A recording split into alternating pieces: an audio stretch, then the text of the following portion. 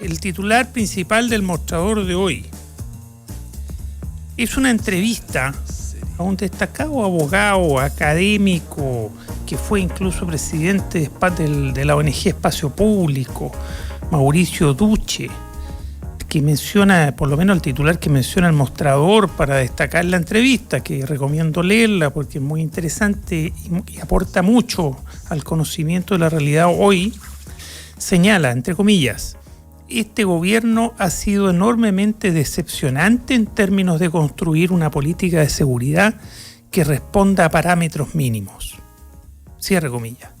Esto en el contexto de la inseguridad que está viviendo el país, de los aumentos de índice de delincuencia, sensación de inseguridad además muy grande, en medio de una pandemia donde hay cuarentena, entonces mucha gente no entiende cómo, si estamos todos recluidos o gran parte de la población recluida, cómo puede aumentar el delito, cómo se puede pasear los delincuentes habiendo muchas veces toque de queda, en fin. En ese contexto, el mostrador, el periodista Hernán Leito, entrevistó a Mauricio Duce, que, como insisto, es un destacado académico y especialista en temas de seguridad. Tengo en línea, por lo mismo, a Hernán Leito para que conversemos sobre este primer titular del mostrador y qué es lo que aporta a efectos de la conversación. Hernán, muy buenos días. Buenos días, Federico, ¿cómo te va? Muy bien, gracias. Iniciando la semana con muchas ganas. Con muchas ganas y en cuarentena. Una semana bien curiosa, nuevamente en cuarentena. Hernán Leito, tú tuviste el privilegio de entrevistar al señor Duce. Cuéntanos un poco de la entrevista y cuáles fueron los tips principales. Bueno, mira, hay diferentes puntos que tocar. Quizás uno de los que más sorprende, porque hasta donde yo tengo cuenta no recuerdo haberlo visto escrito, denunciado, analizado, es que Mauricio Duce lo primero que hace cuando empezamos a hablar de las responsabilidades del actual gobierno, porque acá obviamente todos entendemos, y él más que todo, de que el tema de la delincuencia es un fenómeno transversal, que todos tienen responsabilidad, pero obviamente cuando los índices empiezan a ponerse en rojo, hay que hablar de quién es el responsable del momento, y en este momento también nos enfocamos en la actual administración del gobierno del presidente Sebastián Piñera. Y hay un punto que hace que ahí me sorprendió mucho, que es la denuncia de que este gobierno, a diferencia de todos los anteriores, dice él, desde la vuelta a la democracia por lo menos, sería el único que habría hecho caso omiso a una ley que exige el Ministerio del Interior, una vez instalada la nueva administración, generar una política de seguridad antidelincuencia para el próximo cuatrenio. Es decir, la carta GAN, la estrategia, la guía de por dónde se va a atacar este fenómeno. Después de eso vienen por fuera los proyectos de ley, los anuncios y las formas. Pero la estrategia, bandera y carta GAN exigida por ley, este gobierno, según Mauricio Duce, no la habría cumplido, lo que sorprende bastante, siendo que un gobierno de derecha, ya sea en campaña o ya sea en ejercicio, siempre ha puesto el tema del orden y la delincuencia como uno de los factores primordiales para llegar al poder y después también para sostenerse. Recordemos grandes frases muy grandilocuentes, por lo demás, como delincuentes se les acabó la fiesta, la dijo en algún momento Joaquín Lavín y también el propio Sebastián Piñera, esto de la puerta giratoria que genera gran revuelo comunicacional, muy pocas veces sustentada con la realidad, pero bueno, tenemos entonces esta lógica de bastante pirotecnia comunicacional para enfrentar la delincuencia, no así una estrategia real, primero exigida por ley y segunda como mínimo para dar rienda a una estrategia de más largo plazo para enfrentar la delincuencia. Entonces después tenemos los resultados que tenemos, más allá de los índices, un discurso que el mismo Duce lo cataloga de política de seguridad huachaca. ¿Qué quiere decir él con esto? Lo había mencionado él en una columna anterior en otro medio de comunicación. Enfrentar la delincuencia como gobierno solo a través de la ley, es decir, cada vez que existe un problema de connotación nacional, se anuncia una ley, se envía al Congreso, el Congreso la comienza a revisar y el gobierno presiona al Congreso y de esa forma da cuenta de que estuviera muy preocupado de poder sacar esto adelante y que a través de las leyes se solucionaría el problema. Mauricio Duche cree que esa no es la forma, que antes de eso existen varias capas más de estrategia, pero que el gobierno no las habría cumplido, lo que lo transforma en un gobierno en la lucha contra la delincuencia, una estrategia bastante decepcionante para el abogado. Es decir, de hecho, tal como titulas tú la entrevista, sin una política de seguridad, es decir, dando palos muchas veces de ciego, por lo que estoy viendo en tu entrevista, ¿no? Claro, y ahí salen a relucir todas estas políticas, si así se le pueden llamar, algunas y otras más quizás. Recordemos, cuando estaba como ministro del Interior Andrés Chadwick, se planteó esto de las rondas de vigilancia y teníamos a todos los viernes con cámara casi en vivo de todos los canales de comunicación al ministro del Interior arriba de una patrulla recorriendo diferentes poblaciones, y una vez terminada esa ronda hablando de un exitoso proceso, porque se le logró el control de identidad a cerca de 2.000 personas, y algunos tenían obviamente cuentas pendientes. Todo lo que se esforzó este gobierno comunicacional y políticamente por sacar adelante el control de identidad, siendo que empíricamente y la experiencia comparada hablan de un gasto excesivo de dinero para tan bajo resultado. Es decir, todos los especialistas le decían que eso no funcionaba. Claro, y se peleó como si esto fuera algo que fuese a pelear con la delincuencia de raíz, y todos sabían que no era de esta manera, sino que más bien era un golpe de efecto comunicacional que no tenía sustento, que era un gasto innecesario tanto de tiempo hombre como de dinero también para un tema que no tenía mucho fondo. Y así sucesivamente, las reacciones que ha tenido el gobierno en el estallido, sacar la ley antibarricada, es todo esto de acción y reacción según lo que vaya pasando, pero sin una propuesta estratégica mayor que uno pueda entender por dónde este gobierno entiende que hay que afectar directamente este fenómeno. Bueno, tú me estás haciendo memoria de Andrés Chadwick, ministro del Interior de esa época, subió un carro radio patrulla. Oye, los viernes, pero yo me acuerdo que también hasta el presidente Sebastián Piñera se subía a radio patrulla. También. A dando la imagen así bastante de jefatura populista, ¿no? De yo combato la delincuencia y me subo a un carro radio patrulla con carabineros a patrullar. Fue bastante vergonzoso, la verdad, todo ese periodo, aparte de ineficaz, porque cada vez que había un hecho de delincuencia que alarmaba a la opinión pública, se presentaba un proyecto de ley o pseudo proyecto de ley y se le pasaba la pelota al legislativo, que no es el gobierno. Si leyes hay, y lo han dicho todos los especialistas, leyes hay de sobra. Exacto. La cosa es aplicarlas, y por eso Mauricio Duche habla de las distintas capas antes de llegar a una nueva ley, ¿no?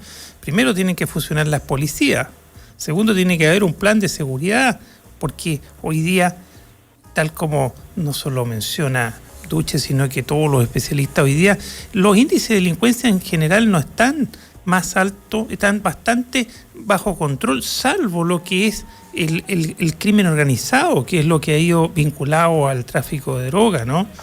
Claro. Que es lo que está fuera de control. Entonces, habría que hacer una política pública respecto de eso, que es muy compleja. Tiene que ver con carabineros, entrenar carabineros, tiene que ver con políticas que incluso pueden ir más allá del garrote, tiene que ir por otro lado también, legalización quizás de la droga blanda para disminuir el problema, ¿cierto? En fin, una política. Claro, y ahí vamos cayendo en diferentes canastos para hablar de este fenómeno. Tú lo señalaba Mauricio. Existe, señalaba hace 10 años, una tendencia a la baja, por lo menos en cuanto a en algunos índices específicos de la violencia, que se exacerbaron durante post-estallido y durante la pandemia, que tiene que ver, exacerbaron todo lo contrario, o sea, bajaron los índices de robo en casa habitada y robo en general. Y esto él dice, no es para destapar champaña, porque esto no es a través de una política estatal, sino más bien debido a la cuarentena. El tema es otro de los focos también, cómo los medios de comunicación tratan esto y la sensación de la gente, porque él dice que si bien existe una baja sostenida durante 10 años, el alza de la sensación de inseguridad ha ido creciendo. Y ahí obviamente hay varios acápites, está el cómo se ha relevado a través de los medios de comunicación, pero también el gobierno subiéndose al carro. Recordemos tiempo atrás los portonazos, después tenemos ahora los abordazos y estos proyectos de ley que buscan elevar las penas a través del oficialismo, y es debate en la moneda junto a los presidentes y parlamentarios del oficialismo. Pero lo que dice Mauricio Duche, esto no deja de ser lo que ya hemos descrito como la reacción ante la conmoción pública y no una estrategia real de querer apuntar al fondo del asunto. ¿Por qué? Porque él dice, el tema de los portonazos o todas las denominaciones que tiene esto de las encerronas de autos en las carreteras, no es la penalidad, porque él dice las penas son altas. El tema acá es que el sistema judicial no está atrapando a estas personas, entonces combatirlo, la discusión está pésimamente mal instalada si tú vas a llegar con proyectos de ley para elevar las penas. Eso no inhibe a la gente de llevar a cabo el acto, más bien el atraparlo, pero la discusión del oficialismo y del gobierno se va más bien a esta que dominan también parafernalia comunicacional. El populismo legislativo le llaman a algunos, ¿no? Tal cual, y él entrega un dato, dice, de toda la gente que se consigue detener, la Fiscalía, el Ministerio Público, de 10 solicitudes de prisión preventiva, 9 son logradas. Entonces ahí la discusión de la puerta giratoria y de que hay que elevar las penas queda totalmente desechada, más allá de que uno esté de acuerdo o no de que se pida prisión preventiva por cada una de las detenciones, pero por lo menos contradice este discurso, uno, de la puerta giratoria tan ocupado, y segundo, esto de que hay que elevar las penas para combatir este tipo de delito en específico. Es decir, el punto está en pillar a los delincuentes, porque una vez que se pillan, 9 de cada 10 quedan en prisión preventiva, por lo que tú explicas, más allá de cuánto dure esa prisión preventiva. Pero claramente hay un tema ahí en la policía, ¿no? Porque una cosa es lograr la prisión preventiva y otra cosa es después lograr la condena. Y ahí nuestras policías, claro, sobre todo Carabineros, muchas veces no entrega las pruebas suficientes o no obtiene las pruebas suficientes, por lo mismo no las puede entregar, y con eso el fiscal no tiene los elementos necesarios para lograr una condena, así que el juez llegue a la convicción de que hubo un delito y que ese que está ahí fue el delincuente y cómo participó. Para eso hace falta pruebas, y ahí hay un tema a propósito de las capas, no es un tema solo de proyectos de ley. Hay que mejorar la fiscalía y su funcionamiento, que todos sabemos que está muy mediocre. Las policías, ¿para qué decir? Sobre todo Carabineros de Chile, es una cuestión que todavía nadie entiende por qué este gobierno de verdad no le mete mano a Carabineros de Chile en beneficio de todos los chilenos. Mejorar la policía de Carabineros, eso lo necesitamos, nuestra democracia lo necesita. Es decir, hay mucho antes, siguiendo la lógica de Mauricio Ducci y tu entrevista, mucho antes, muy previo a enviar al legislativo un proyecto de ley endureciendo penas, ¿no?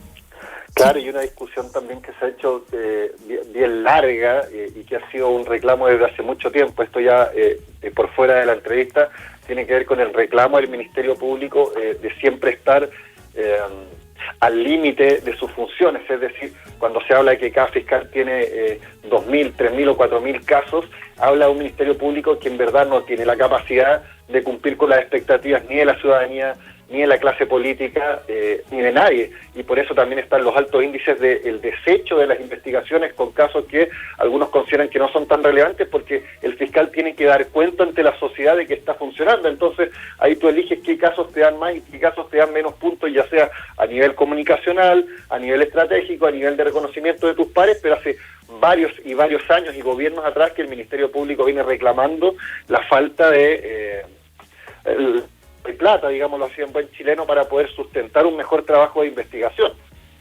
Bueno, falta mucho ahí, sí, hay mucho que trabajar y como decíamos, de un plan que vamos a hacer. Bueno, si hoy día los principales delitos están asociados a crimen organizado y tráfico de droga, ¿cómo vamos a enfrentar eso?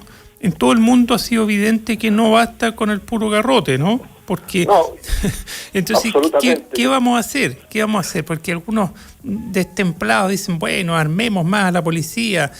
¿Qué? ¿Vamos a mandarla con tanque? Si todo tiene un límite, ¿no? Metamos al ejército a combatir la droga. En ningún país del mundo ha sido efectivo eso. Entonces, ¿dónde está el plan? ¿Dónde está, como decía Mauricio Ducci, dónde está la política de seguridad que no cumplió el gobierno con hacerla para poder implementarla? Complicado, ¿eh?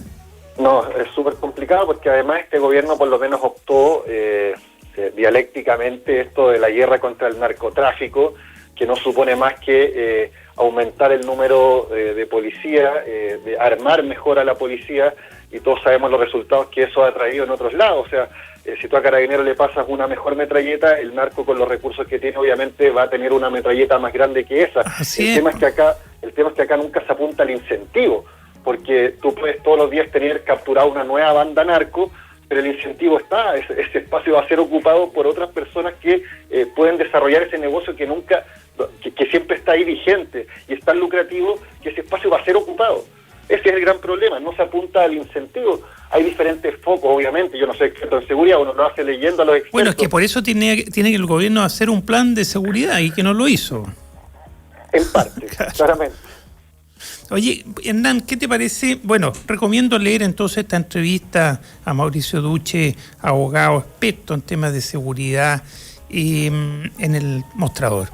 ¿Qué te parece que vayamos brevemente a la última gran novedad de anoche, ¿no? Hoy día habíamos preparado la pauta de hoy día diciendo que hoy día se tomaba la decisión de postergar o no las elecciones y resulta que ayer a última hora hubo un mensaje del gobierno oficial de que se aplazaban las elecciones. ¿Qué hubo detrás de eso, tú que lo reporteas política? A ver, esto se venía, recordemos, hace 2 semanas por lo menos se prendieron las alarmas cuando el mismo día en diferentes medios de comunicación, tanto la presidenta del Colegio Médico Isquia Siches y por otro lado el ex ministro de Salud Jaime Mañalich, que hoy día por el nivel de influencia que muestra solo a través de los medios pareciera tener un alcance similar al cuando tenía el rol oficial de ministro, hablaron de la necesidad de suspender las elecciones, principalmente más allá, que obviamente es un factor del alto número de contagios, que estamos por sobre los 7.000, en el gobierno algunos proyectan sobre los 9.000 en la próxima semana, tiene que ver con el nivel de ocupación de camas UCI que estaba en el 95% y que está hoy día en el 95%, lo que hacía insostenible seguir bajo las mismas políticas. Eso sumado a el Consejo Asesor, que el sábado, si no me equivoco, da el visto bueno para aplazar las elecciones, la coordinación que se suma de los presidentes de ambas cámaras, de diputados y senadores, más allá de entregar un piso, hicieron insostenible la reticencia que tenía la moneda a aplazar las elecciones. Uno puede estar de acuerdo o no, pero lo que sí es cierto, y lo escuchamos en la voz de los diferentes ministros durante varias semanas, es que el gobierno no tenía la más mínima intención de aplazarlos. Ahí fue cuando intentó accionar para varios muy tardíamente, primero con este acuerdo con el CERVEL de ampliar a 2 días, recordemos, estaba agendado para el 10 y el 11, mega elección, y luego una cuarentena de la que todos sabían al momento de decretarse, por lo menos en la región metropolitana, que no iba a alcanzar a entregar resultados para antes del 10 y 11 de abril. Ahí es donde uno entiende un poco, por lo menos, la lógica de las palabras de fondo de este audio que se filtra del presidente de la DC, Fuad Chaín, el sábado en la tarde, donde acusa al gobierno casi de intencionalmente querer generar lo que está sucediendo. Y eso tiene que ver con que las medidas que se adoptaron no iban a alcanzar a tener resultados, por ende, esto iba a generar un conflicto y un choque sí o sí. Finalmente, la presión, el piso que le entregaron algunos, llevó al gobierno a tener que tomar esta determinación, según fuentes de gobierno, principalmente, según lo que señalan ellos, por el tema de las camas UCI ocupadas, que está en una situación muy, muy, muy crítica y que seguir escalando el número de contagios y el porcentaje de contagios va a hacer esto totalmente insostenible. Oye, ¿y qué postura hubo? Porque me acuerdo que hubo, antes de tomar de esta decisión, que entiendo que el Congreso la va a estudiar a partir de hoy día mismo, hubo otra propuesta, por ejemplo, de no aplazarla, pero que sean 3 días, cosa de descomprimir, y eso hubo especialistas electorales apoyados por más gente, ¿no? Y no voló al final. No, esa era una propuesta de Kenneth Bunker, Mauricio Morales y también el analista, un analista de Renovación Nacional, Tomás Duval, sumado a Pepe Audi también a Tomás Fuentes, y lo que ellos proponían era, claro, alargar a hacer 9, 10 y 11 de abril la elección sumado a bandas horarias por el rango etario. Eso es lo que se ponía en un principio y también quizás por diferentes tipos de riesgo de las personas. Era una idea que en varios gustó en un momento, pero esto se dio a conocer, si no mal recuerdo, el viernes en la noche, dio mucha vuelta en redes sociales, el sábado ya está plasmado en algunos medios de comunicación, pero me imagino que una propuesta de ese tipo tan compleja, como lo es también lo que se viene ahora en el Congreso, el gobierno no me imagino que la haya alcanzado a tomar en cuenta. Oye, ¿y por qué se demoró tanto el gobierno en tomar la decisión de aplazar cuando era tan evidente que era impracticable una elección en pocos días más con este nivel de contagio, este nivel de ocupación de camas críticas? ¿Por qué se demoró tanto? ¿Qué influía? ¿Quién ganaba y quién perdía con esta prórroga de las elecciones? A ver, yo creo que son cientos los cruces que se pueden hacer de quién gana y quién pierde.